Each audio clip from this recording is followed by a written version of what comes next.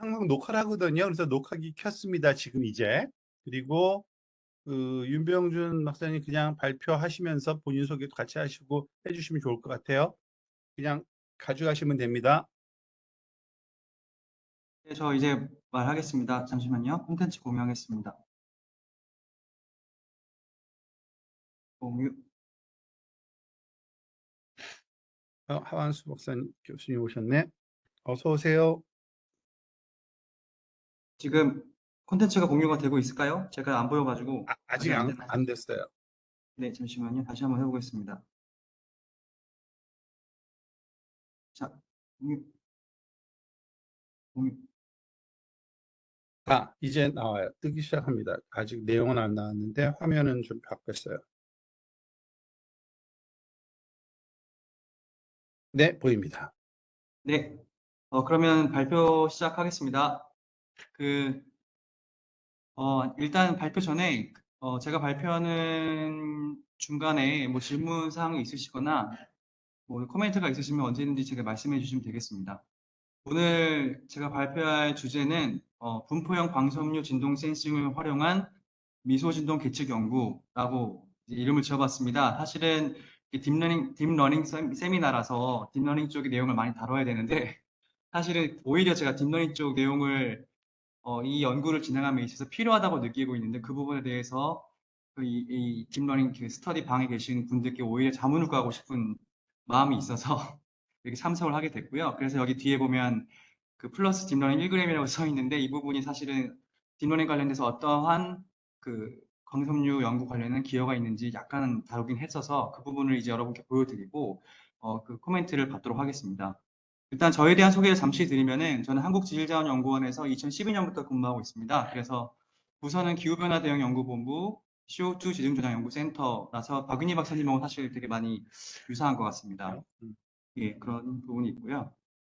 그래서 일단 저에 대해서 콘텐츠를 먼저 말씀을 드리면 제 양력이라 할까요? 그 제 관심 분야와 연구 주제들에 대해서 간략하게 말씀을 드리고 오늘 주제가 키워드 여러 개죠. 미소 진동, 그 다음에 다스. 이게 이제 Distributed Acoustic Sensing. 그쪽 두 가지 크게 큰 두 키워드로 얘기를 드리다가 이제 중간쯤에 이제 딥러닝 관련돼서 이 다스랑 마이크로 사이즈믹 관련해서 어떻게 적용이 되고 있는지 사례를 좀 잠깐 말씀을 드리고요.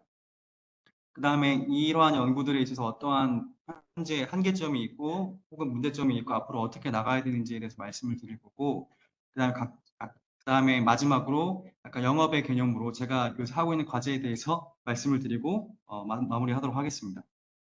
그 저에 대해서 이제 다른 분들은 양력을 이렇게 멋있게 만드는데 제가 뭐 그렇게 내세워서 만들 만한 게 없어서요. 저는 2009년에 그 석사를 서울대학교 물리탐사연구실에 시작을 해서 2012년에 석사를 마치고 연구소에 입사했고요. 그 현석준 교수님과 뭐 다른 여러 위원분들의 도움을 통해서 2019년에 박사학위를 받았습니다. 그래서 제 관심이 분야들은 다음과 같습니다. 이제 그 CO2 팀에 있다 보니까 CO2 팀에서 특히 이제 육상 탄성파 탐사 쪽을 담당하는 부서에 있다고 보시면 됩니다. 그래서 처음에 석사 때 했던 주제는 뭐 다들 많이 아시는 풀 웨이폼 인버전 쪽을 하다가 연구소 입사한 후부터는 육상 탄성파 탐사 현장 관련된 업무를 많이 했습니다. 그래서 반사법 탐사나 아니면 VSP 자료를 많이 얻었고요. 그래서 그러는 와중에 이런 그 탐사 현장들을 설계하는 데 있어서 모델링 자료가 필요하기 때문에 뭐 비스코일라스틱, 포로일라스틱 모델링 코드도 좀 다뤄본 경험이 있습니다. 그러다가 그러는 와중에 지열 관련된 프로젝트에 인볼브한 기회가 있어서 이 사이즈밍 와일 드릴링이라는 뭐 이런 기술들 혹은 마이크로 사이즈밍 모니터링을 이제 처음부터 끝까지 사실은 얇게 경험해 봤습니다. 지진계 설치부터 운영, 뭐 자료 처리, 뭐 해석까지 얇게 다뤘고요. 그러는 와중에 박사학위 주제로 했던 것은 이러한 그 마이크로 사이즈믹 자료들을 어떻게 하면 효율적으로 처리할 수 있을까에 대한 고민에서 비롯된 타임 리버설 이미징 쪽을 연구해서 박사학위를 받았습니다. 그리고 최근에 2017년부터 사실은 그 저희 박공규 박사님, 육상 탄성파타 팀에서 그 다스 쪽 장비를 그 도입을 해서 운영하고 있었고요. 그래서 그 관련된 연구도 계속 하고 있습니다. 지금 여기 Distributed Vibration Sensing이라 되어 있는데요. 이게 이제 통용되는 용어는 DAS, Distributed Acoustic Sensing인데 저희 팀의 박공규 박사님께서는 바이브레이션이라는 용어를 더 선호하셔서 일단 이렇게 표기한 것입니다. 그래서 뭐 이런 상세한 내용은 나중에 질문 있으시면 설명을 드리겠고요. 그래서 이런 뭐 크게 CCS 쪽은 탐사 쪽, 그 지열 쪽으로는 뭐 미소진도 모니터링, 그다음에 최근에는 이 다스 관련된 연구를 하고 있다고 보시면 되겠습니다. 그래서 일단 그 오늘의 주제인 마이크로 사이즈믹 시티와 다스 큰 키워드 두 개 중에서 마이크로 사이즈믹 시티에 대해서 먼저 간략하게 짚고 넘어가겠습니다. 뭐 제가 설명을 드린다는 게 사실 이상하긴 한데 뭐 사이즈믹 시티란 거는 그 진동이란 것은 굉장히 다양한 원인으로 생깁니다. 뭐 지진, 아니면 건물의 붕괴, 화산, 뭐 심지어는 뭐 프로 레슬러가 사람을 매다 꽂아도 생기겠죠. 그러면서 이제 피파와 에스파가 생기는데 이런 애들을 이제 예전부터 우리 조상들은 지진계라는 것을 이용해 측정을 해왔습니다. 그래서 여기 보시면 그 고대 2000년 전에 지진 그 중국에서 측정하던 뭐 용과 개구리 이런 지진계도 있고요. 거기서 최근에 쓰는 수직 지오폰과 그다음에 뭐 지진계, 삼성문 지진계, 그리고 최근에 시추공에서 활용되고 있는 고온고압용 센서들, 뭐 이렇게 여러 가지 장비들을 이용해서 오른쪽에 있는 지진 자료들을 측정하게 됩니다. 뭐 그래서 지진계에 대해서 뭐 간단하게 가격에 관련돼서 제가 현장에 있으니까 말씀을 드리면 수직적 같은 경우는 수십만 원대, 그 다음에 지진계는 수천만 원대, 이런 그 고온고압용 시추공용 뭐라 그러죠? 고온고압 시추공 쏜대. 네, 이런 센서들은 뭐 몇억 원씩 하는 거죠. 그래서 굉장히 사실은 고가의 장비들로 지진이나 이런 진동을 측정한다고 보시면 되겠는데요. 그렇다면 이런 장비들로 측정을 하는데, 그렇다면 마이크로 사이즘 시티란 게 뭐냐? 진동, 지진, 뭐 미소 진동 혹은 미소 지진 이런 용어들이 있는데 이게 대체 어떻게 정의가 되는 거냐부터 이제 살펴봐야겠죠. 그래서 USGS에서는 이 지진 중에서 규모가 3 이하인 애들을 마이크로 사이즈믹 시티라고 정의를 한다고 합니다. 우리나라 같은 경우에는 이제 그게 규모가 2입니다. 이게 사실은 그 ML인지 뭐 MW, 그러니까 모멘트 규모인지 아니면 로컬 매그니튜드인지는 사실은 조금 애매한 부분이 있는데요. 어쨌든 이렇게 정의가 되고 있고, 그래서 지진 기상청 사이트에 들어가 보시면은 원래 그 포항 지진 나기 전까지는 없었는데 그 이후부터 이렇게 그 미소 지진 포함보기라는 옵션이 새로 생겼습니다. 그래서 이걸 클릭하시면은 규모 2보다 작은 애들이 많이 나오고요. 대신에 얘네들은 그 지진이 작아서 처리가 어려운 경우가 많기 때문에 상세한 보고서나 아니면은 위치는 나오더라도 그 깊이가 안 나오는 경우가 대부분입니다. 참조하시면 되겠고요. 그럼 크기에 관련해서는 이렇게 정의를 하는데, 그렇다면 주파수대역에서는 어떨까? 그래서 제가 표를 하나 따왔는데, 여기 보시면 여러 가지 우리가 경험할 수 있는 수많은 진동 신호들에 대한 대략적인 주파수 대역들이 나오고 있습니다. 그래서 뭐 여기 표면파, 그리고 local earthquake, regional earthquake 이런 것들이 있는데요. 이제 마이크로 사이즈밍이라 한다면은 보통 우리들이 50Hz에서 1000Hz 이하의 것을 의미한다 정도로 이제 여기 표에서 정리를 하고 있고, 그 참조하시면 되겠고, 그 상대적인 개념으로 어쿠스틱 에미션, 우리가 실험실에서 암석을 끼면서 생기는 것 같은 경우에는 1000Hz 이상의 그 초음파 센서를 측정해야 되는 뭐 그렇게 나오고 있습니다. 그래서 대략적으로 규모 2 이하 주파수 대역은 50Hz 이상 혹은 1000Hz 이하의 신호를 의미한다라고 보시면 되겠습니다. 그렇다면 두 번째 키워드는 DAS, Distributed Acoustic Sensing이 무엇이냐에 대해서 이제 다뤄볼 건데요.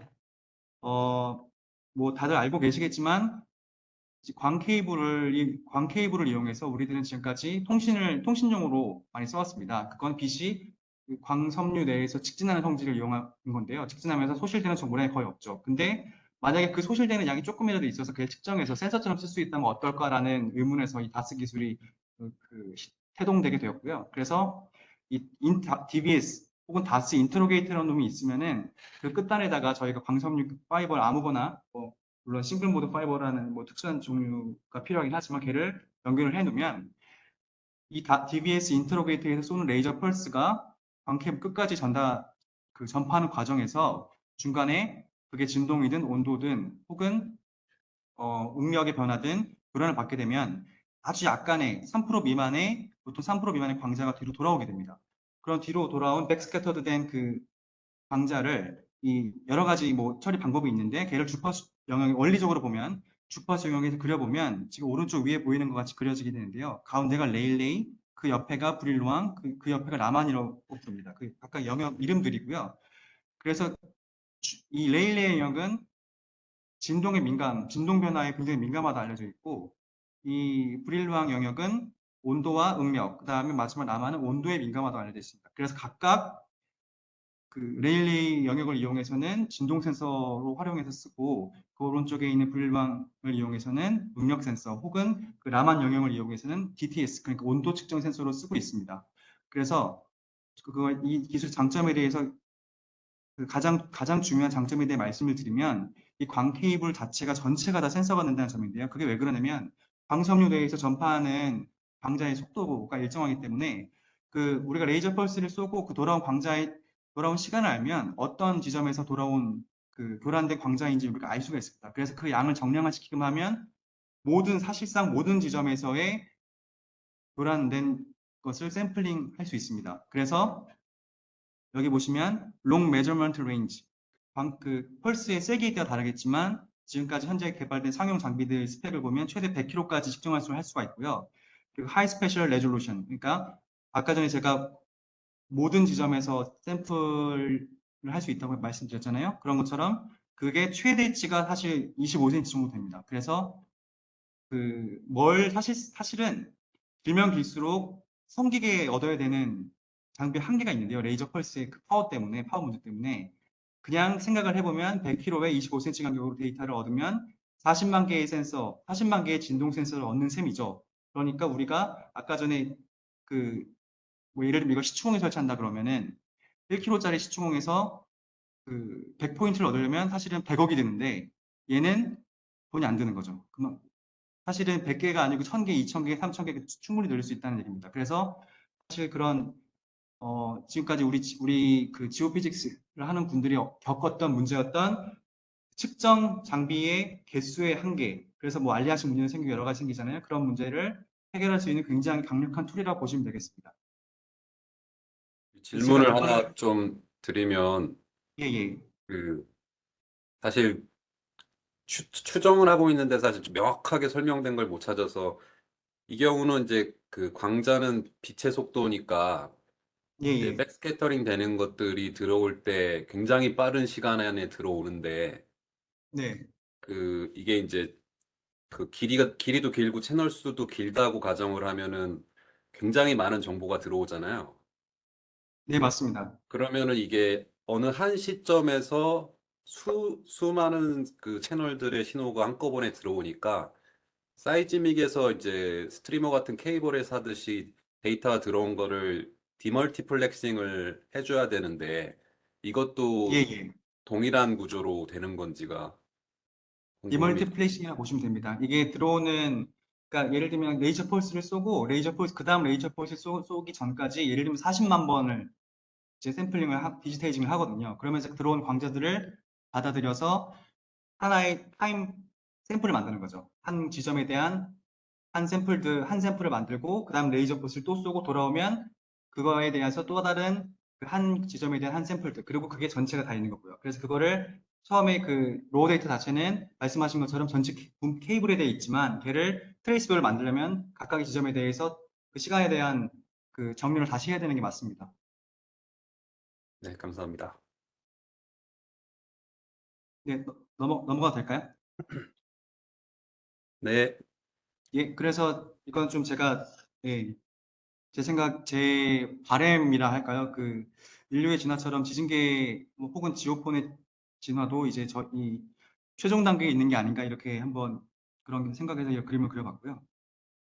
그래서 이 바스 관련된 기술은 제가 지금 말씀드리는 내용이 약간 좀 과장돼서 말씀드리는 부분이 아니고 지금 2010년 이후부터 굉장히 빠른 속도로 해외에서는 사용되고 있는 기술이라고 보시면 되겠습니다. 특히 VSP 관련돼서 굉장히 강점이 있어서 VSP 어플리케이션이 굉장히 많이 쓰이고 있고요. 이거 외에도 석유 가스에서 파이프라인에서 누출 같은 게 있을 때 그 진동을 측정하는 용으로도 다운홀 서베일런스 앤 플로우 모니터링 쪽으로 많이 써왔고, 그리고 그 다음 어플리케이션은 하이드로 프랙처링이나 마이크로 사이즈믹 모니터링 쪽으로 많이 쓰이고 있습니다. 그리고 이게 아무래도 그러니까 비용이 기존의 지진계나 시추공룡 지오폰에 비해서 가격이 굉장히 싼 장점이 있고, 한번 설치해두면 계속해서 모니터링 할 수 있는 장점이 있어서 CCS 모니터링, EGS, 쪽에도 많이 쓰이고 있고요.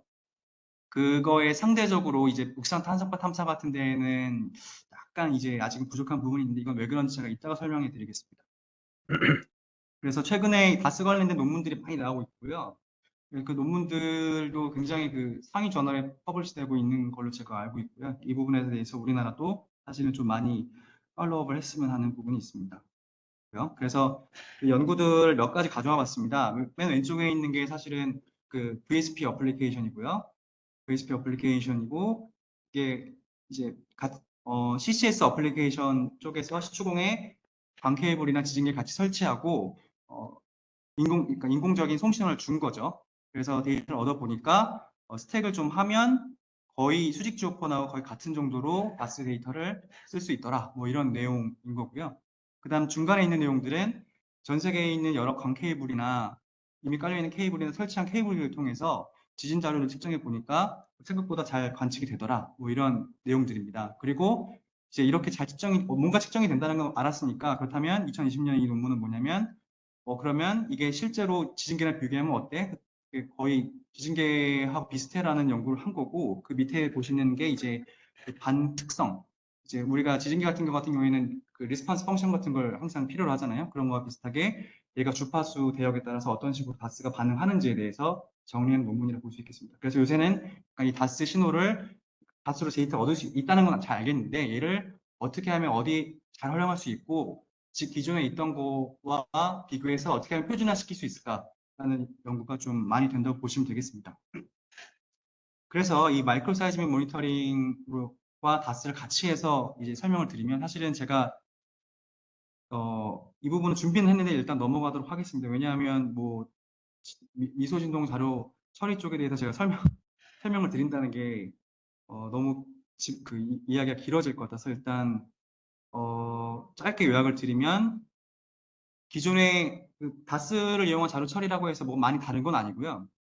많이 다른 건 아니고 기본적으로 지진이나 혹은 미소진동 자료 처리법의 하나 이전 해왔던 걸 답습한다고 보시면 되는데 뭐 P 웨이브와 S 웨이브를 피킹을 하고 걔를 그 트래블 타임 역산을 통해서 진원의 위치를 수정하는 그런 연구들을 그대로 다스 자료를 써서 할 수 있는데 단지 다스 같은 경우는 굉장히 자료가 많기 때문에 그 자료에 많은 걸 이용해서 좀 더 정밀하게 좀 더 불확실성을 줄여서 측정할 수 있는 반면에 이따가 설명드리겠지만 약간 그 방향성 민감도에 대한 문제가 있어서 그 미소진동이나 혹은 지진 쪽에 아주 스탠드얼론, 그러니까 걔만 써서 자료 처리는 쉽지 않은 상황입니다. 그런 부분을 제가 뒤에서 말씀드리겠습니다. 그래서 그게 어떤 내용이냐면은 그 지진계랑 그렇다면 다스 케이블을 다스라는 걸 비교를 해보면 이렇습니다. 다스라는 놈은 사실은 스트레인을 측정하는 겁니다. 그게 무슨 말이냐면 광 케이블이 있으면 그 케이블이 그 액슈얼 방향으로 늘어나거나 줄어드는 컨트랙션이나 아니면 익스텐션을 받았을 때 반응을 하거든요. 그래서 사실상 그 광 케이블이 깔린 방향의 액슈얼한 방향으로만 진동하는 수직 센서라고 보시면 됩니다. 그래서 그거에 대해 연구한 게 아지머스 리스폰스 PNS 웨이브라고 여기 보시면 이제 그 광 케이블이 어떤 식으로 P웨이브, S웨이브에 반응하는지를 그려놓은 거고요. 보시면 알겠지만 이 빨간색이 다스고요. 이 파란색이 지진계예요. 보시면 알겠지만 광 케이블이 좀 더 그 방향을 탑니다. 방향을 탄다 말씀드리면 될 것 같고, 그래서 밑에 보시면은 저희 지오피직스 쪽에서는 이제 지오메트리라는 게 있잖아요. VSP와 하이드로 프랙처링, 마이크로 사이즈믹, 서페이스 사이즈믹 이렇게 여러 가지 지오메트리를 가진 분야들이 있는데 요게 잘 맞는다는 뜻이고요. 이 체크 무늬가요. X는 이 아지무설 리스폰스의 한계 때문에 다스 어플리케이션이 약간 어려운 부분들을 뜻하고 있습니다. 보시면은 VSP 같은 경우에는 반사면에서 맞고 튀어 올라오는 이 진동이 P웨이브 같은 경우에 이 광 케이블이 물론 니오 옵셋의 경우에 수직하기 때문에 광 케이블이 잘 반응을 해서 굉장히 유리한 부분이 있고요. 이건 하이드로 프랙처링도 마찬가지고요. 대신에 이 광 케이블 설치 방향의 수직 방향으로 액션의 수직한 방향으로 들어오는 신호들은 사실은 반응성이 매우 떨어져서 지오폰이나 삼성분 지오폰에 비해서는 삼성분 지진계에 비해서는 굉장히 불리합니다. 그래서 이 서페이스 사이즈믹 같은 경우에도 이 어플리케이션 개발이 좀 느린 게 반사파가 우리가 그 지표에 설치하는 광 케이블에 비해서 수직으로 올라오기 때문에 신호가 굉장히 약하고 노이지하게 됩니다. 그래서 그런 부분 때문에 이 방향성 문제가 광 케이블 쪽에 있다고 보시면 되겠고요. 대신에 이런 부분을 해결하기 위한 여러 가지 연구들이 있습니다. 해결하기 위해서 여기 보시면은 이제 엔지니어드 파이버라고 돼 있는데 스탠다드 파이버 있는데 이 광 케이블이 그 태생적으로 잘 반응하는 수직 방향이라 하더라도 기존의 지진계나 지오폰에 비해서는 그 민감도가 진동에 대한 민감도가 낮거든요. 그래서 그 부분을 해결하기 위해서 일부러 아까는 3% 정도만 반사된다고 말씀을 드렸는데 일부러 많이 반사되게 광 케이블을 광섬유를 약간 그 불순물을 좀 더 많이 섞은 엔지니어드 파이버를 설치해 가지고 데이터를 얻는 연구도 진행되고 있고요. 대신에 이런 거는 반사되는 게 많기 때문에 멀리 못 가서 짧죠. 측정 가능한 거리가 짧아지게 되고요. 그런 문제가 있고 그다음에 이 광 케이블이 이 수직한 방향에 대해서 잘 측정을 하기 때문에 이거를 아예 이렇게 헬리칼리 운디드 케이블이라고 마는 겁니다. 그 스파이럴 구조로 말면은 각각의 이제 벡터를 다 측정할 수 있지 않을까 이런 연구들도 되고 있고요. 이제 저는 이게 설치돼서 데이터를 얻은 것까지는 봤는데 이걸 잘 처리해서 데이터를 그걸 삼성분 지오포트를 활용해가지고 데이터를 처리했다는 연구는 제가 아직 아직 공부를 못했고요. 확인한 바가 없고요. 이거의 현장에서의 문제점은 뭐냐면 이 케이블이 이렇게 말다 보면 너무 커집니다. 너무 두꺼워져가지고 너무 두껍고 쓰기가 어려워 설치하기가 어려워지고요. 일단 특히 시추공 같은데 두 번째 현장에서의 문제점을 생각을 해보면 우리나라에서는 특히나 얘를 정확하게 일정한 간격으로 말 수가 없습니다. 이건 해외에서만 아직 만들 수 있고요. 그래서 설치를 해놔도 데이터가 얻었는데 얘가 어디서 어느 지점에서 온 데이터인지를 모르는 거예요. 그래서 활용하기 어려운 측면이 현장에서는 있습니다. 그런 부분이 있고요. 그래서 저희 연구원에서 이제 마이크로 사이즈 모니터링 관련해서 저희 CCS 쪽에서 어떤 연구를 하고 있는지 잠시 말씀을 드리면 왼쪽에 있는 그림은 저희가 지금 개념도인데 서해 군산 쪽에 저희가 대규모 CCS 저장 부지를 확보하려고 지금 연구 중에 있고요. 그래서 그런 해양 CCS 저장소 부지가 확보가 되면 거기에 이제 플랫폼이 설치가 되고요. 그러면 연근해에서 혹은 연안에서 그 발전소들이 있고 거기서 파이프라인을 통해 CO2를 갖고 오게 되겠죠. 그래서 이 플랫폼에서 주입을 하게 되는데 그 파이프라인을 통해서 광 케이블을 깔면 아까 말씀드린 그 플로우 어슈런스 모니터링이 될 거고요. 그다음에 마찬가지로 시추공 자체에 광 케이블이 포설이 되면 그 광 케이블을 아까 말씀드린 VSP 용도로 혹은 마이크로 사이즈믹 모니터링 용도로 사용될 수 있는데 다들 아시겠지만 CO2를 주입하면서 당연히 마이크로 사이즈 이벤트가 일어나기 때문에 그 주입 제어나 혹은 사후 그 저장소가 안전하게 운영되고 있다는 걸 확인하기 위해서 마이크로 사이즈 모니터링을 다스 케이블을 이용해서 하게 될 예정입니다. 물론 앞서 말씀드렸듯이 다스 케이블 스탠드 언론은 어렵고 그거와 같이 현재 많이 써왔던 VSP 장비라든지 아니면 뭐 탐해 2호, 탐해 3호 혹은 OBN, OBC 장비도 같이 활용해서 모니터링을 하게 될 예정이고요. 여기서의 다스 케이블의 주 용도는 이겁니다. 다스 케이블이 설치가 돼서 이런 이벤트들이 들어오면 걔를 실시간으로 처리를 해서 어느 정도의 크기의 이벤트들이 들어오고 있다는 것을 상대적으로 알려줄 수 있다면 우리가 너무 많은 압력으로 주입을 하고 있는지를 확인할 수가 있는 거죠. 그런 부분에 대해서 주입 제어 쪽을 할 수가 있는 거고요. 그게 나아가서는 이벤트 자료를 후처리해서는 사실은 그걸로 마이크로 사이즈 이벤트 로케이션을 통해서 CO2 플룸의 거동도 확인할 수 있을 것으로 생각하고 있습니다. 근데 이 과정에서 여기 중간에 보시면은 프로세싱 알고리즘이라고 이제 디텍션 앤 클래시피케이션에 써 있는데 이게 사실 중요한 포인트인 게요. 기존의 VSP 센서는 적기 때문에 적은 데이터를 잘 처리하면 되는데요. 이 마이크로 사이즈믹은 그거에 비해 죄송합니다. 다스 관련된 그 마이크로 사이즈믹 연구는 그 데이터가 거의 수천 배에 달하기 때문에 그 많은 양의 데이터를 처리하는 게 굉장히 어렵습니다. 그리고 아까 말씀드렸듯이 신호대 잡음비도 기존의 지진계에 비해 낮기 때문에 쉽게 말하면 좀 이상하게 생긴 노이즈한 데이터가 엄청나게 많아지는 거거든요. 그거를 잘 처리하기 위해서는 사실은 사람의 지금까지 하던 방식은 어렵고 머신러닝이나 뭐 딥러닝 쪽에 적용이 굉장히 필요하다고 생각하고 있어서 클래시피케이션, 디텍션이라고 넣은 것입니다. 이 부분 나중에 좀 더 사장님, 설명을 드리고요. 예, 이 왼쪽 그림에서 보시면 만약에 이 다스 설치하기, 테이블 설치하게 될 때 수송관이나 아니면은 수공 이 내에 설치를 하시게 되는 건지 아니면 이 설치 직접 하시게 되는 건지 뭐 이런 것들이 좀 궁금한데. 예, 보시면 여기 이게 그 설치 동남권, 그러니까 경주나 포항 쪽에 저희가 시추공을 만들면서 보시면 요게 그 케이블이랑 센서 배선도거든요. 그래서 방 케이블이 시추를 하고 나서 뒤에 케이싱 배면의 뒤쪽에 설치가 되게 되고요. 그 다음에 그걸 시멘팅을 통해서 지층을 결합하는 과정을 거치게 되고요.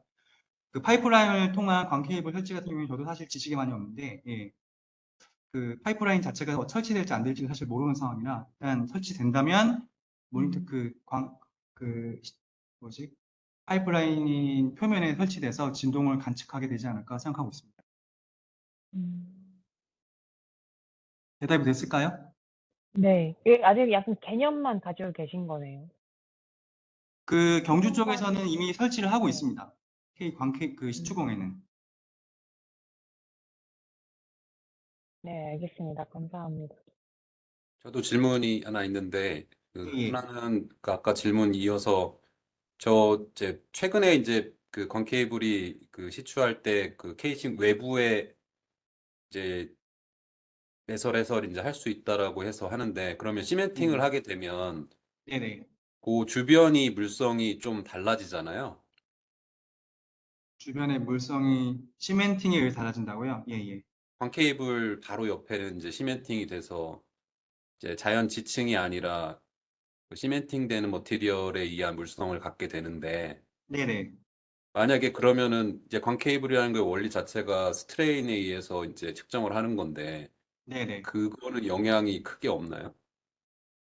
일단은 여기는 싫지 않은데 제가 그 커플링 관련된 이슈를 말씀하시는 것 같은데 커플링 관련해서 시멘팅을 하는 게 최고라고 이제 해외 다스 관련된 그 뭐라 그래야 되나 지진 쪽에서 하는 쪽에서 나온 자료가 있는데 거기 보면은 광케이블 설치할 때 시추공 뒤에 배면 지층과 최대한 결착해서 시멘팅하는 게 최고라고 나왔긴 합니다. 근데 말씀하신 것처럼 그 광 케이블을 설치하고 나서 한번 같이 이제 VSP 센서라든지 표준화된 센서를 같이 설치를 해가지고 그 진폭 양상 같은 위상 같은 경우는 모르겠지만 그 진폭의 절대적인 크기 같은 경우에는 맞춰주는 작업이 사실 추가적으로 들어가긴 해야 됩니다. 그리고 또 한 그러면 이제 가지 예, 예, 또 다른 질문은 뭐냐면 아까 이제 그 마이크로 사이즈 이벤트 같은 경우는 굉장히 많아가지고 사람이 직접 다 하기는 뭐 거의 불가능하고 이제 딥러닝이나 이런 걸 써야 되는데 그 예, 딥러닝으로 접근하는 방법이 이제 최근에 많이 나오는 논문들은 피파 에스파 피킹하는 거를 이제 정확하게 어떻게 하려는 연구들이 되게 많은데 네네. 이게 그 컨셉이 가급적 정확하게 모든 이벤트들을 찾는 게 중요한지 아니면 일부 손실이 되더라도 효율적으로 찾을 수 있는 알고리즘이 더 현실적인지 어떻게 생각하세요? 네, 저도 그 피파 에스파를 피킹하는 논문들을 많이 보고 그걸 따라하려고 생각을 해봤는데 이따가 제가 그 보여드릴 참 그 예시 논문이 하나 있습니다. 거기에 개념 가장 최근에 나온 접근들은 걔를 피파 에스파를 피킹하는 게 아니고 걔 이미지 자체로 받아들여서 그 일단 이 2D 이미지처럼 받아들여서 이벤트와 이벤트 아닌 걸 찾아내는 디텍션 연구가 많이 되는 것 같고요. 그래서 거기서는 사실 소실되는 걸 약간 감수하고 있더라고요. 그 논문을 읽어보면. 소실되더라도 최대한 많이 찾는 쪽으로 연구가 진행되고 있는 것 같고 그 나중에 다시 말씀드리겠지만 피파와 에스파를 모두 피킹한다는 게 사실은 저 개인적인 생각으로 다스 자료에 대해서는 굉장히 그 비효율적이라 사실 생각을 하고 있습니다. 그래서 머신러닝 알고리즘으로 피파 에스파를 아무리 정확하게 피킹을 한다고 해도 그 모든 수천 개의 P와 에스파 정보를 이용해서 지금 동네에 하던 트래블 타임 인버전에서 로케이션 하는 게 과연 어느 정도의 정확도의 향상을 줄 수 있을 것인가에 대해서는 사실은 제가 이따가 그림을 보여드리겠지만 좀 의문점이 있습니다. 그래서 저는 다른 방식으로 다스 데이터 디텍션 한 다음에 걔를 활용하는 방식이 좀 달라져야 한다고 사실, 그러니까 피파나 에스파 피킹 외에 다른 방식을 써야 되지 않을까라고 생각하고 있습니다. 네, 이따가 또 다시 질문하겠습니다. 네, 알겠습니다. 그래서 이렇게 저희 그 센터에서는 다스 관련 연구를 진행을 하고 있고요. 그래서 이거는 경주에 저희가 경주 아까 말씀드린 경주에 만들어진 시추공들, 신부 시추공들에서 저희 광 케이블 설치해 보니까 제가 당연히 액티브 데이터는 액티브 송신 자료는 잘 받고 그거 외에도 작은 이런 그 0.9짜리 지진 또 감지를 하더라. 그리고 얘는 사실은 조금 다들 파형 때문에 의문을 제기할 수 있겠지만 그 15,000km 밖에 있는 규모 8짜리 페루 지진도 굉장히 저주파수인데도 불구하고 그 커플링이 잘 돼 있으면 잡더라고요. 이건 제가 여기에 실지 않았지만 다른 현장에 커플링이 제대로 안 된 파이버로 제가 지진 측정을 해보면은 작은 애들은 작고 고주파수 있는 애들은 잡는데요. 크고 저주파수 있는 애는 못 잡습니다. 그러니까 시멘팅이 잘 돼 있으면 말씀하신 것처럼 파형의 왜곡은 있을 수 있겠으나 그래도 그게 가장 가능한 한 넓은 대역의 데이터를 가장 많이 받을 수 있는 방법인 것 같습니다.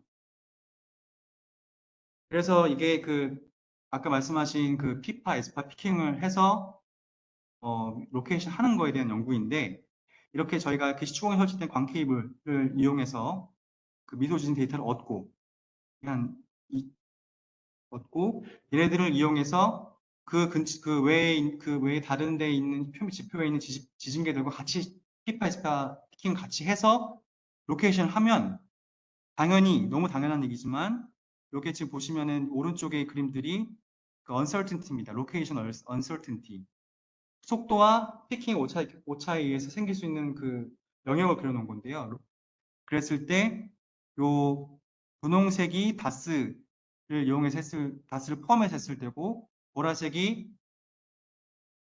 이제 그 지진계들만 이용했을 때의 결과인데요. 당연히 이제 불확실성이 줄어들겠죠. 시추공에 있으니까. 근데 제가 이 자료를 처리하면서 느꼈던 건 뭐였냐면 제가 커머셜 소프트웨어, 인사이트라는 소프트웨어를 써서 처리를 했는데 일단 이 수천 개의 다스 자료를 다 갖고 오는 것부터가 문제고요. 이걸 일일이 피킹을 혹은 자동 피킹을 해서 피파, 에스파 정보가 있더라도 얘를 다 이용해가지고 로케이션 하면 안 돕니다.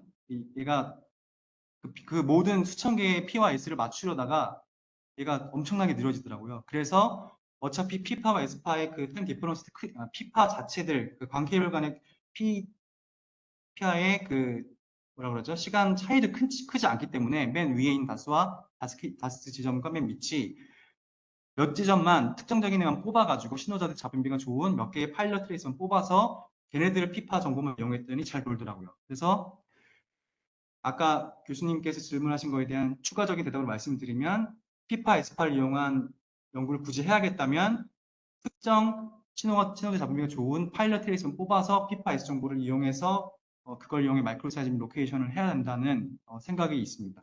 근데 이렇게 해서는 굉장히 모든 정보를 다 쓰는 데는 비효율적인 것 같고요. 그래서 해외에서는 요새 어떻게 하고 있는지 이제 확인을 또 해봤습니다. 해외에서 어떤 식으로 연구를 하고 있는지를 보니까요. 이거는 SYH를 쓴 이유는 지금 저희 연구소의 인턴으로 지금 이 딥러닝 방에 들어와 있는 손영현 님과 홍기택 님이 저희 인턴으로 와 계셔가지고 두 분께 이제 조사를 부탁드렸습니다. 그래서 조사해 와 주신 내용을 말씀을 드리는 거고요. 그래서 보시면은 이런 케이블, 52kg짜리 케이블을 설치가 돼 있고, 얘는 이미 설치되어 있는 케이블이고요. 설치된 이유는 이제 여기에 있는 해저 지진계들과의 통신을 위한 광 케이블인데, 걔에서도 데이터를 얻었다는 거죠. 얻어보니까, 파도가 치는 것도 잘 측정을 하고, 그리고 그 외에 큰 지진도 잡고, 마이크로 사이즈도 잡고, 여러 가지 다양한 주파수의 지진을 잘 잡더라.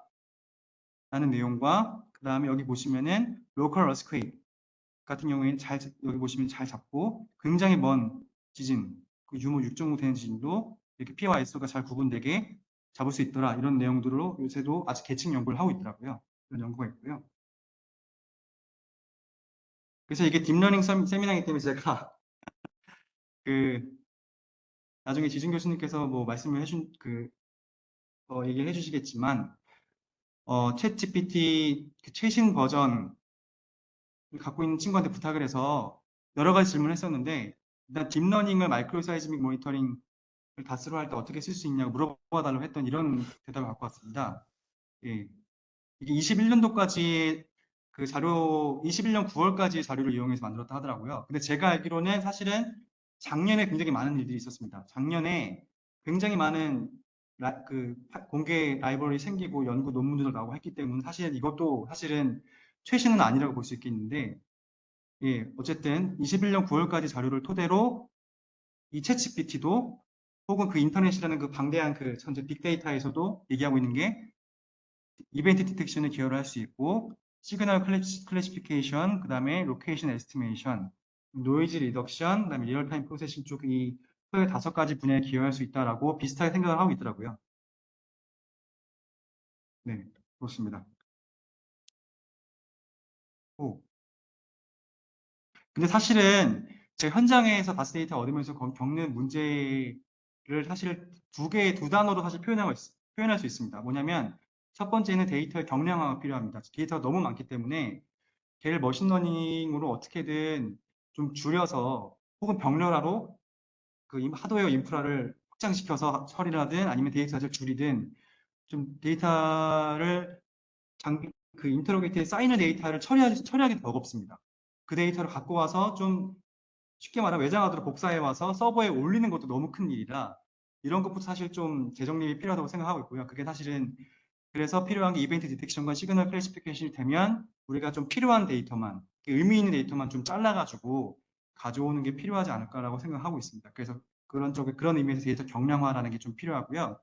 그 다음에 노이즈 리덕션 쪽인데 그 다스 데이터가 아까 말씀드렸지만 신호대 잡음이 낮기 때문에 얘를 그냥 쓸 수가 없고 전처리를 해서 어느 정도 좀 이쁘게 만들어야 됩니다. 우리가 지오폰 수준까지 못 이르더라도 스택이나 아니면 다른 프로세싱을 통해서 그리고 추가적으로 아까 편 교수님께서 좀 말씀하셨지만 얘를 실제로 우리가 물리적인 신호로 받아들이려면 여러 가지 전처리 과정이 필요한데 그 전처리 과정도 아직 확립이 정확히 안 돼 있습니다. 그래서 그 부분이 사실 필요할 것 같습니다. 그런 의미에서 다스 데이터의 표준화, 그래서 첫 번째 경량화, 두 번째 표준화 이렇게 제가 사실 다스 쪽에서는 앞으로 머신러닝 쪽에 해줘야 될 일이 그거라고 보고 있습니다. 그래서 그 딥러닝을 이용해서 다스 장비를 이용한 마이크로 사이즈 데이터 처리 쪽을 또 이제 그런 논문이 있더라고요. 그래서 이게 22년도에 나온 논문인데 이건 홍기택 연구원님께서 정리해 주신 거고요. 아까 제가 말씀드린 내용입니다. 그냥 얘를 피킹하는 게 아니고 일단 디텍션을 하기 위해서 데이터를 갖고 와서 7,000개 정도의 데이터를 갖고 와서 걔를 패치로 아주 작게 이 큰 이미지를 잘라서 2명의 포닥이 둘러붙어가지고 라벨링을 하고 노이즈와 신호로 라벨링을 해서 레지넷이라는 머신러닝 모델에 학습을 시킨 다음에 그 다음에 다른 컨티뉴어스 데이터를 때려 넣었더니 결과가 98.5더라 뭐 이런 연구들이 있습니다. 그래서 뭐 이런 연구가 있고요. 그래서 제가 앞서서 계속 말씀드린 내용을 좀 정리하는 개념이고요. 그래서 다스 쪽을 이용해서 마이크로 사이즈이든 뭐 지진 모니터링이든 하는데 이제 여러 가지 문제점이 있지만 한계점을 정리해 본 건데요. 일단 방향성 문제가 있고요. 그 다음에 신호 반응이 아직 정량화 혹은 표준화가 안 돼 있다는 문제가 있고요. 그 다음에 얘는 조금 마이너하긴 하지만 방 케이블이 엄청나게 늘어나면 아까 말씀드린 것처럼 25cm를 못 얻습니다. 걔는 한 몇백 미터씩 얻어야 돼요. 그렇게 늘리면 레졸루션이 안 좋아지고 좁아지면 레졸루션이 좋아지는 그런 게 있어서 걔 두 개를 동시에 성립할 수 있는 장비 개발해야 되겠죠. 그가 필요하고요. 그 다음에 앞서서 잠깐 말씀드렸지만 광 케이블이 설치되면 걔가 광 케이블 내에서 어디서 왔는지는 아는데 광 케이블이 실제로 어디서 어떻게 포설됐는지는 몰라요. 특히나 이미 포설되어 있는 광 케이블 같은 경우에는 그래서 그런 포지셔닝 실제로 이게 뭐라 그러죠? 지오그래피컬하게 어느 위치에 GPS 포지션이 어딘지를 모르는 문제가 있어서 그거에 대한 해결이 필요하고요. 커플링 문제는 아까 말한 컴플렉스 앰플리튜드 레스폰스랑 비슷한 문제고 그 다음에 마지막에 제가 말씀드렸던 이 데이터량이 너무 막대하기 때문에 이 데이터량을 어떻게 하면 효율적으로 처리할 수 있을 것인가 핸들링할 수 있을 것인가에 대한 문제가 있고요. 그 밑에 있는 거는 그냥 위에 있는 그 문제들을 희망적으로 해결할 수 있는 방법들에 대해서 적어놓은 것입니다. 그래서 잠시 제가 최근에 진행하고 있는 연구에 대해 말씀드리면, 제가 진행하는 연구는 다크 파이버라는 컨셉 그 주제를 가지고 연구를 하고 있는데요. 다크 파이버가 뭐냐면, 이게 뭐냐면 왼쪽에 있는 그림이 점들은 지진계들이고요. 요 선들은 수많은 회색 선들은 다 이제 탐사한 라인들입니다. 그리고 요 파란색, 빨간색 뭐 이런 선들은 다 해저에 포설된 케이블들이에요. 통신용 케이블들. 저희가 설치한 게 아니고요. 그래서 얘네들이 전 세계에 이제 깔린 해저 케이블들인데, 이 케이블들이 사실 그 인터넷 통신 트래픽 99% 이상을 담당하고 있거든요. 근데 이 해저 케이블을 포설할 때 너무 비용이 많이 들기 때문에 수백 가닥 혹은 수천 가닥 같이 포설하게 되고, 때문에 광 케이블이 많이 남습니다. 안 쓰는 케이블들이 있고, 그 케이블들을 우리가 끝단에다 우리 인터그레이터를 붙일 수 있다면 사실은 이런 점들이 있는 지진계들이 설치 안 된 부분에 대해서 우리가 사실 센싱 포인트로 삼을 수 있다는 거죠. 그래서 이런 쓰지 않는 유유 인프라인 다크 파이버를 이용해서 우리가 이를 진동 센서로 활용할 수 있는 연구를 해보자라는 연구를 하고 있고요. 그런 과정에서 그 앞서서 우리가 잘 포설한 케이블들과는 다르게 얘가 어떤 환경에 포설되어 있는지 포설 구역이나 포설 환경에 대해서 모르기 때문에 그거에 따른 추가적인 전처리가 필요하다. 그래서 그 특성과 특성에 맞는 전처리 기법을 개발해 보자라는 것이 제 연구의 주안점이 되겠습니다. 그래서 요 오른쪽에 있는 그림들은 그 통신용 광 케이블 외에도 보시면 요거는 이제 전력 로드이고요. 아시는 분도 있겠지만 전력로, 그러니까 전력로드를 설치할 때도, 한전에서 전력로를 설치할 때도 변환소나 변전소, 발전소 간의 통신을 위해서 광 케이블이 무조건 깔립니다. 그래서 그광 케이블들을 이용해서 그 변환소, 변전소 중간에 있는 서베일런스 모니터링이나 혹은 그 부지에서의 다크 파이버를 이용한 진동 모니터링이 가능한 거고요.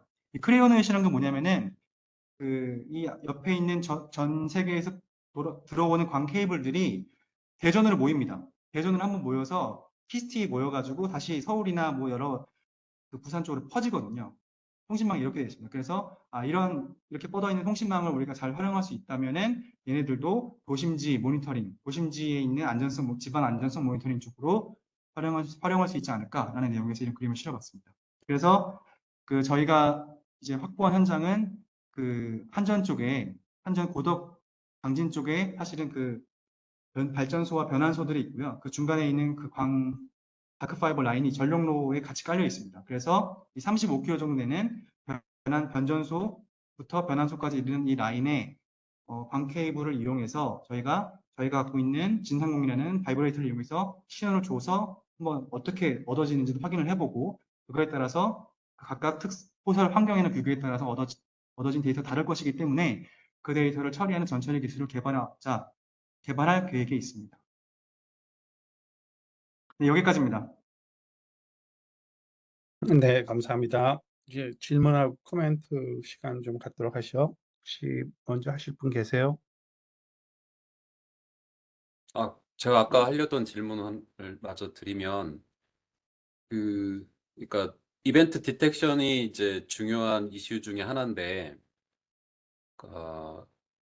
많은 그 연구 결과들이 물론 이제 정확하게 피파 에스파를 피킹을 하든 아니면 아까 말씀하신 대로 이미지 형태로 분류를 해서 디텍션을 하든지 간에 이제 그런 피파와 에스파 그 마이크로 사이즈 이벤트의 특징을 바탕으로 하고 있는데, 그러니까 제가 전에 이제 여기서도 스터디 모임에서도 발표하고 이제 많이 알고 계실 텐데, 우리 연구를 시작한 한 거는 이제 일정한 길이로 기록을 이렇게 잘라가지고 얻은 다음에 이제 걔네들은 사실은 피파 에스파를 잘 포함하는 윈도잉이 된 거는 아닌데, 그러니까 공학적으로 그냥 효율성만을 따져서 일률적으로 시간 간격으로 자른 것들을 가지고 이제 분류해가지고 이벤트 디텍션을 하는 방법이 의미가 있을지 어떨지 한번 의견을 듣고 싶어요.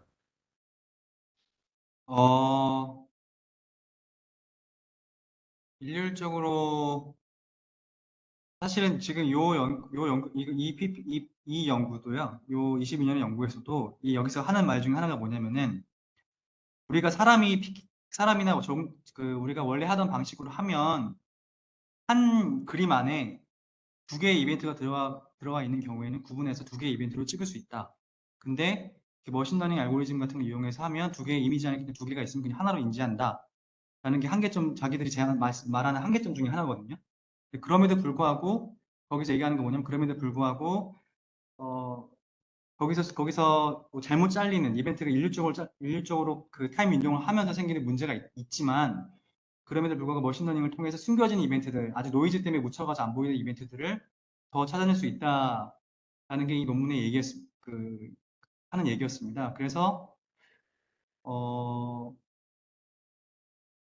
네, 일률적으로 자르지 않게 알고리즘을 만들 수 있다면 제일 좋겠지만 그걸 만드는 게 너무 어려운 일일 것 같습니다. 어떤 식으로 그 규칙을 가지고 만들어야 할지 사실 잘 모르겠고, 아시겠지만 제 생각에는 그냥 아예 지오메트리가 확정돼 있어가지고 어디서 이벤트가 날지 대충 안다. 하이드로플렉처링처럼. 그러면 차라리 이벤트 날 위치가 아니까 P와 S가 생길 그 PES 디퍼런스 정도는 파악할 수 있으니까 그 신호를 온전하게 포함할 수 있게 충분하게 윈도잉을 할 수 있겠지만 그렇지 않고 그냥 일반적인 목적으로 이 장비를 운영한다면 걔를 정확하게 필요에 따라서 다르게 자를 수 있는 건 불가능할 것 같고요. 그냥 일관성 있게 최대한 크게 충분한 수준 정도로 자르는 방법밖에는 사실 없다고 생각하고 있습니다.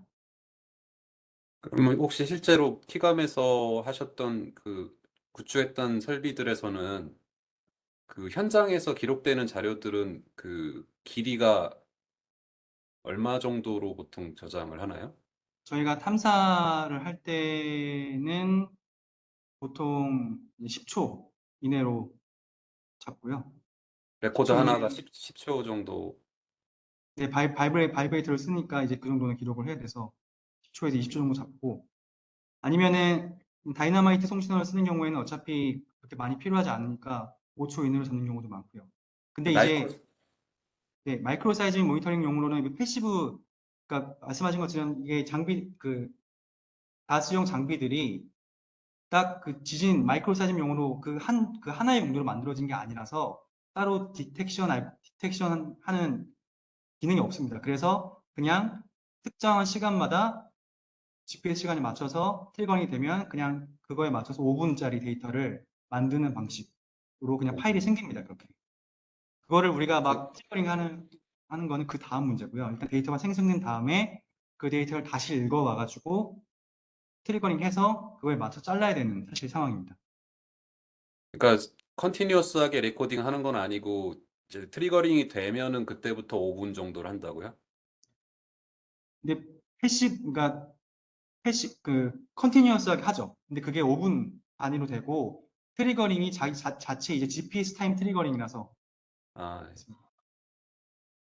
그러니까 말씀하시는 그 이벤트가 생김에 따라서 자동으로 이제 그거에 이벤트가 있을 때마다 자르는 기능은 없습니다. 트러게이터에. 이거 그러니까 패시브 사이즈밍 용으로는 5분 길이 정도로 기록을 한다는 거죠?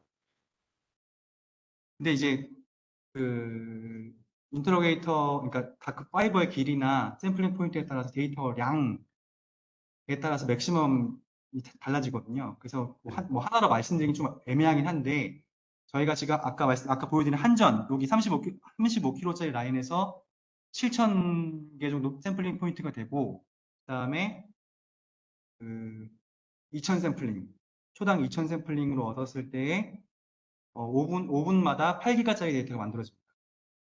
그러면 하루에 2.3테라씩 데이터가 사실 만들어지고 있습니다. 네, 잘 알았습니다. 네. 조금 전에 보여주시던 그 6개 그 사이스믹 트레이스 같이 생긴 거 있었죠?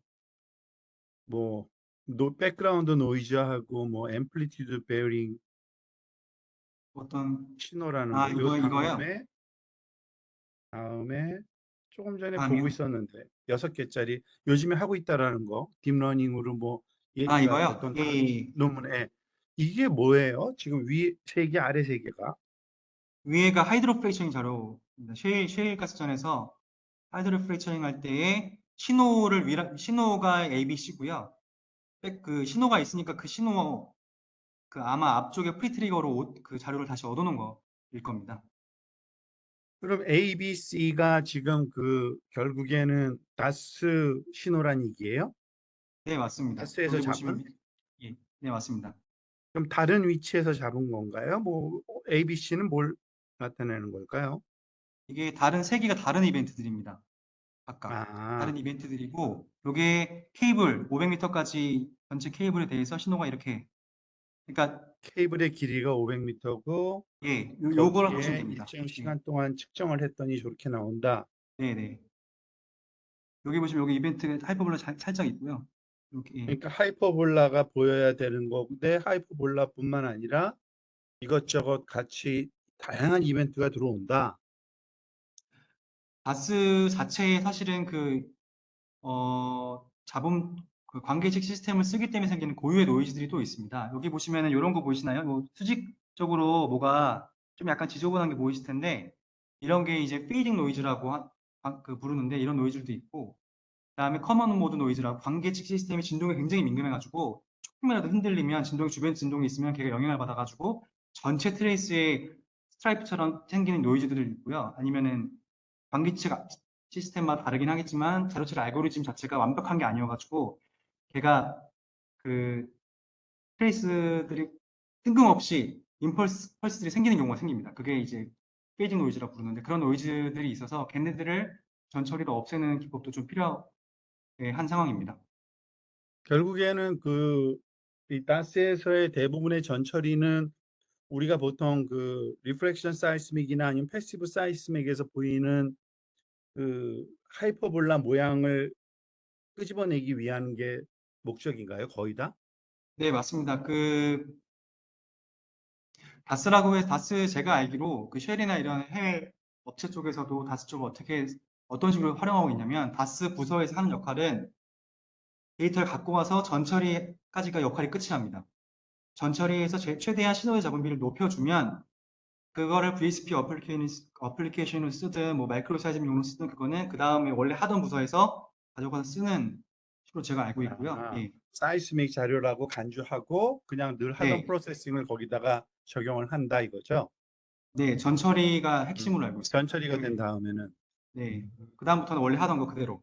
근데 오히려 더 가장 유리하죠. 힘든 트레이너가 게 많으니까. 기존의 사이스믹보다는 전처리가 쉽지 않다. 전처리가 확립이 안 됐다는 표현이 맞을 것 같습니다. 아, 그래요? 확립이 안 돼. 왜냐하면 더 쉬울 수도 있는 게 채널이 많기 때문에 스택을 하기도 더 편하고, 공간 알리아싱이 적어서 FK 도메인에 처리하면은 FK 뭘 하든 더 잘 먹고요. 근데 이제 다들 하는 방식이 다 달라가지고 확립이 안 돼 있다는 표현이 더 맞을 것 같습니다.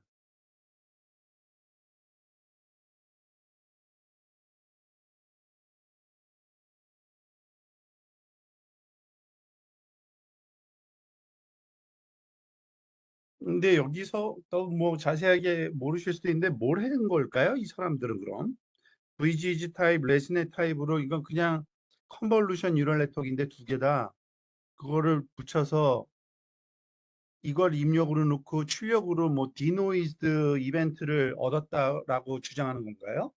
아니요, 얘는 그냥 이벤트 디텍션이고요. 이벤트 노이즈, 디텍션 여기 네, 말하자면 피킹을 한 거예요. 그러니까 각 트레이스마다 몇 번째 타임에 그게 있다 신호가. 피킹도 아니고요. 분류를 그냥 이미지를 주고 나서 이미지가 신호냐 노이즈냐를 구분해 놓은 겁니다. 아 슈퍼바이즈드 러닝으로. 예. 그러니까 ABC 신호냐 같은 노이즈냐. 거를 6,000장 음. 만들고 아, DEF를 6,000장 만들어서 그냥 CNN 모델, 딥러닝 모델에 넣고 그러니까 얘들이 갑니다. 사이스믹 섹션, 그러니까 다스 섹션, 신호 섹션에서 이렇게 세그먼트, 뭐죠? 패치를 예. 나눠서 패치마다 신호가 있다 없다 네네. 이렇게. 음, 그런 다음에 입력 자료 외에 다른 자료, 다른 컨티뉴어스 자료를 넣으니까 98% 정도의 정확도로 신호를 잡아내더라. 뭐 이런 내용인데요. 여기 제 논문은 요 논문은 제가 바로 공유를 할 예정입니다. 네.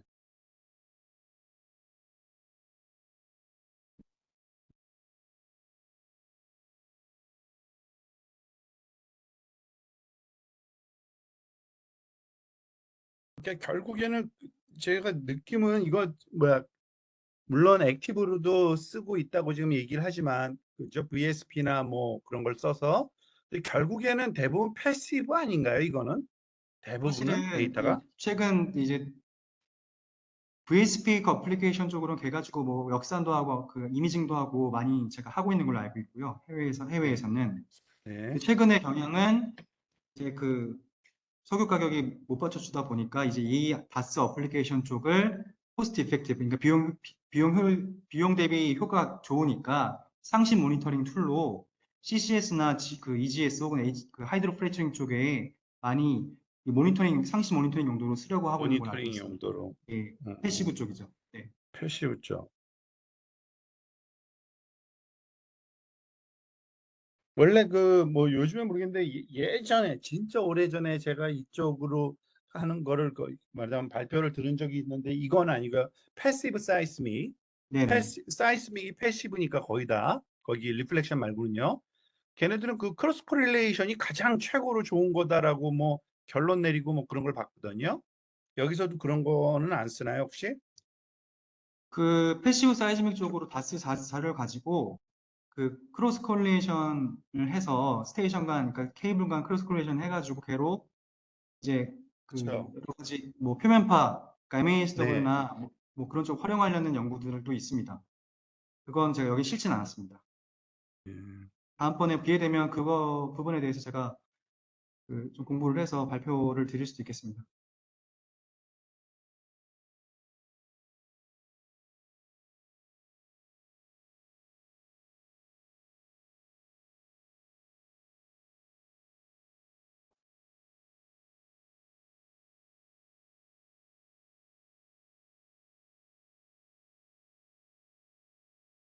다들 말이 없으시네요. 제가 제가 또 질문할까요? 네, 질문 계속 하시죠. 예, 좀 예. 또 그러면 생소해서 문제가 정확하게 사실은 문제가 뭔지를 정확하게 모르겠어요, 저는. 어떤 문제가 가장 핵심적인 건지는. 핵심이요. 그러니까 가장 핵심, 네. 넘기 힘든 거기에 그게 뭔지를 그러면 제가 오히려 여쭤보고 싶은 게 있는데요. 그 데이터를 그 경량화해서 데이터를 그러니까 오토엔코더를 압축을 하든 뭐 음, 아니면 아까 보인 것처럼 그 신호만 패치로 뽑아내서 디텍션을 하든 그 이런 다스 이미지 저희가 이런 자료가 엄청 많은데 제가 너무 보유하는 많다. 자료도 너무 이런 많다. 자료들을 어떻게 하면 저희가 잘 필요한 신호 부분만 뽑아서 갖고 올 수 있는지 그거에 가장 적합한 음, 머신러닝 모델이 무엇일지 모르겠습니다. 예, 그게 사실 좀 궁금하고요. 그래야지 저희가 계속 얻어진 데이터들을 필요한 부분만 뽑아서 일단 가져올 수 있으니까요. 지금 사실은 이 3테라씩 생기면 매일 걔를 저장할 공간도 없습니다. 사실은. 그 2주일만 해도 50테라가 넘게 되는데 걔를 뭐 지금 저장할 곳을 찾는 게 너무 일이라서 그 부분 해결이 되는 보고 있고요. 그 다음 두 번째는 어, DNC 그 디노이징 관련돼서 그 디노이징 관련돼서 이 신호와 노이즈를 줘놓고 신호를 좀 더 이쁘게 이 다스 이미지를 그러니까 어떻게 보면은 그 사진 이미지를 포토샵하는 것처럼 더 다스 이미지를 잘 뽑아낼 수 있는 그런 머신러닝 기법이 어떤 게 있을지 그렇게 그러니까 데이터 크게 두 가지가 좀 컴프레션하고 디노이징이 예, 가장 많이 문제가 된다. 제가 현장에서 지금 느끼는 건 그렇습니다. 그게 다 되면 그 다음부터는 어떤 어플리케이션이든 사실은 적용하기 나름이어서요.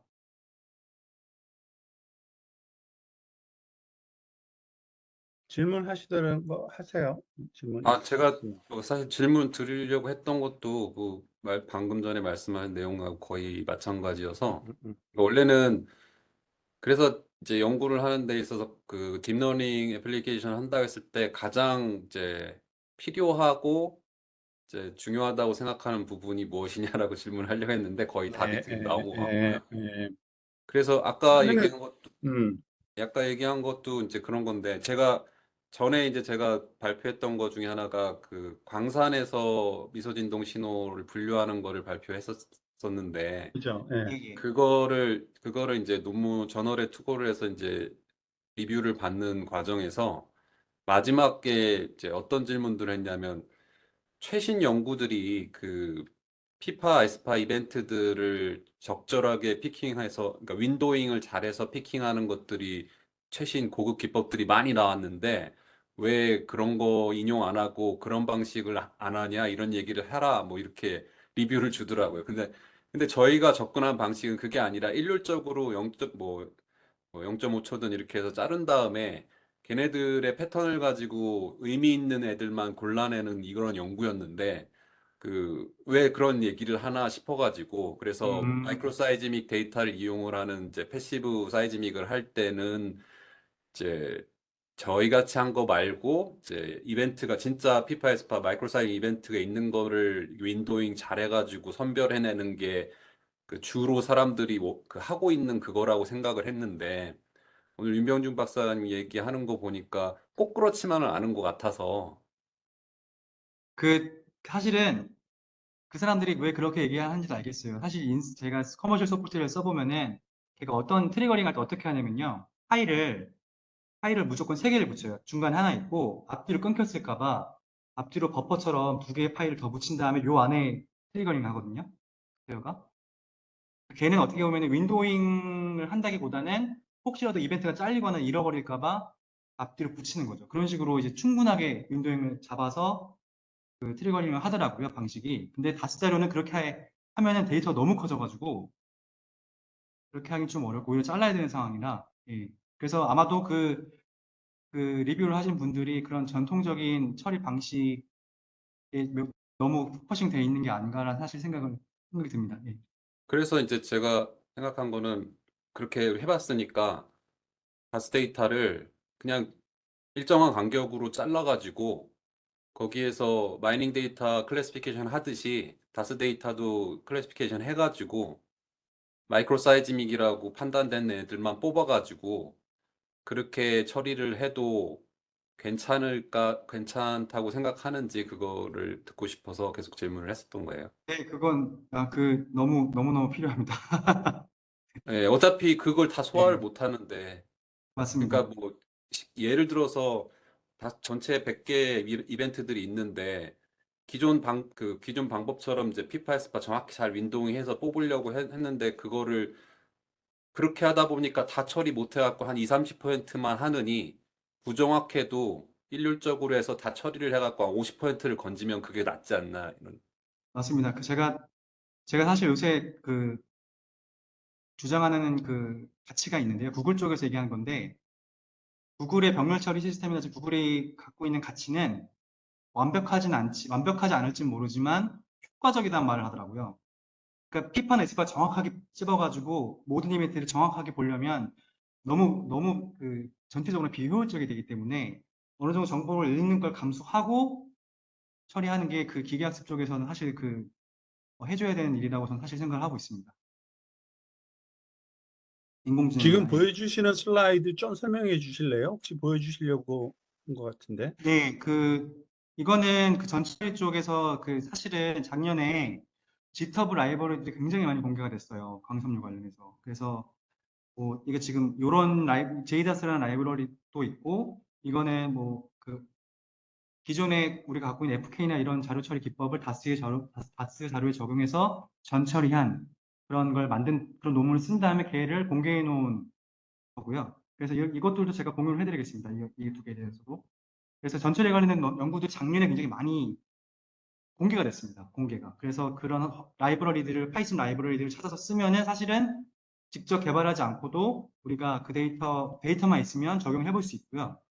그다음에 이거는 아까 평균 씨님이 말씀하실 때 잠깐 이제 제가 생각나서 띄웠던 건데, 제가 2년 전쯤에 이제 말씀하신 것처럼 머신러닝이라는 게 과연 우리 이 다스 자료 처리, 다스 마이크로 사이즈 처리 쪽에서 어디에 기여할 수 있을까에 대해서 제가 정리를 한번 해본 거였는데요. 그래서 유넷, 오토인코더, 이런 내용들이, 비지도학스, K-매도이즈 이런 게 들어있는데, 예, 이 내용,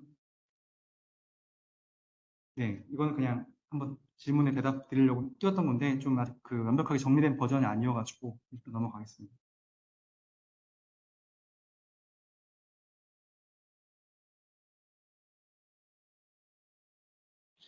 질문이 하나 있는데요. 네, 그 다스 자료가 네. 지역의 특성을 봤나요? 노이즈가? 노이즈가 지역 특성을 봤냐고요?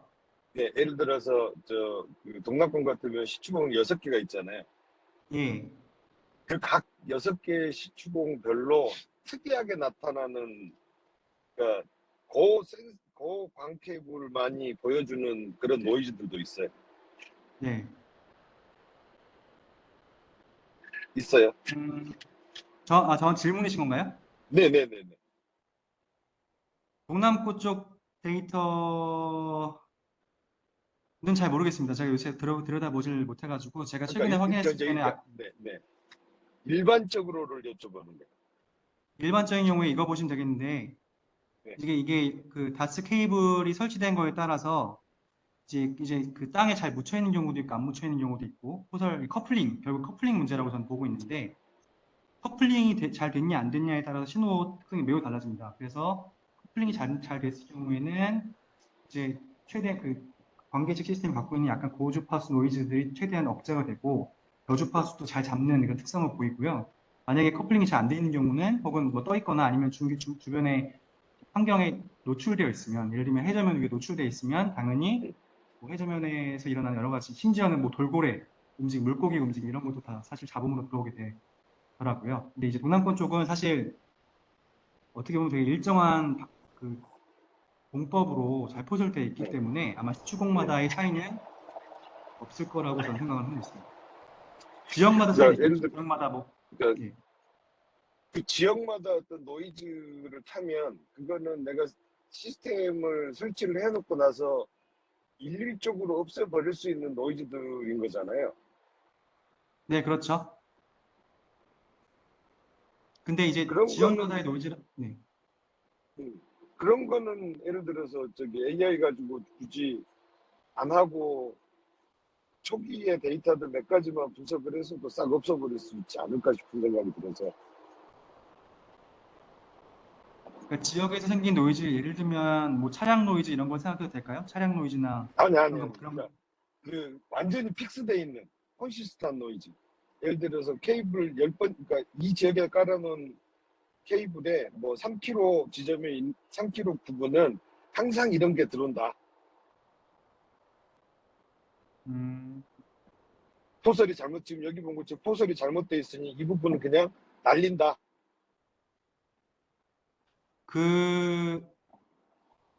네, 그런 부분은 보통 아예 안 쓰는 쪽으로 지금 하려고 하고 있긴 합니다. 일단은. 그렇게 항상 안 좋은 채널 같은 경우에는 데드 트레이스로 보고. 근데 느닷없이 거기에 뭐가 들어왔어. 그러면 그건 신호잖아요.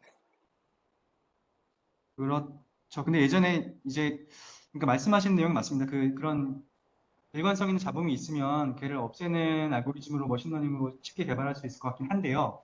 근데 이제 일단 현재 스테이터스에서는 다스자료가 너무 많기 때문에 이 그림에서 예를 들면 이 부분은 커플링이 안 좋아서 안 들어오는 구간이거든요. 이게 없어도 사실은 다른 데이터만 있어도 사실은 그 모자람이 없어서 멈춰서 오히려 다스 자료들을 보통 그럴 때는 그냥 그 부분은 스킵하고 다른 부분의 데이터를 활용하는 식으로 그 다른 그런 일관성 있는 노이즈가 안 들어오는 그 자료에서 있는 비일관성 노이즈만 다 없애고 잘 처리하는 방식으로 하고 있는 것으로 일단 알고는 있습니다. 근데 앞으로 진행하면서 그런 방법도 필요할 것 같습니다.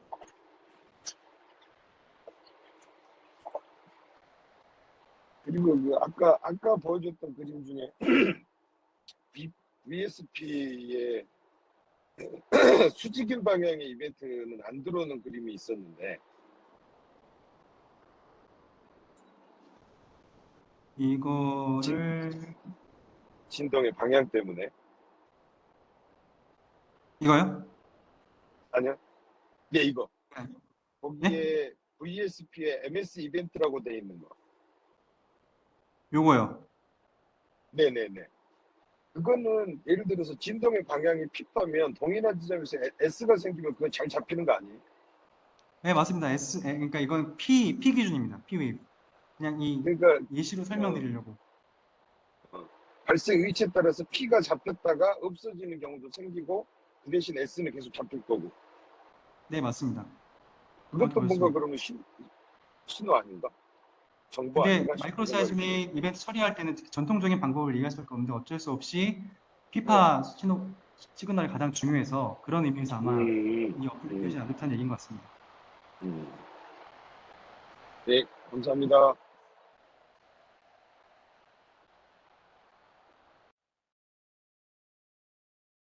그래서 제가 이제 그 애들을 하원시켜서 가봐야 돼서 아, 예, 바쁘군요. 예, 예, 애들 하원시켜서 가봐야 돼서 이제 그 네, 계속 그럼, 저도 이 딥러닝 부분 관련해서 제가 공부하는 네, 입장이라서 저 다스 어플리케이션 쪽으로 사실은 계속 연구를 하면서 딥러닝 쪽으로 배우고 싶은 마음이 많이 있거든요. 그래서 많이 도와주시면 네, 감사하겠습니다. 네. 오늘 바쁘신 것 같으니까 오늘은 그러면은 그 발표 여기까지 하시고요. 녹화 중.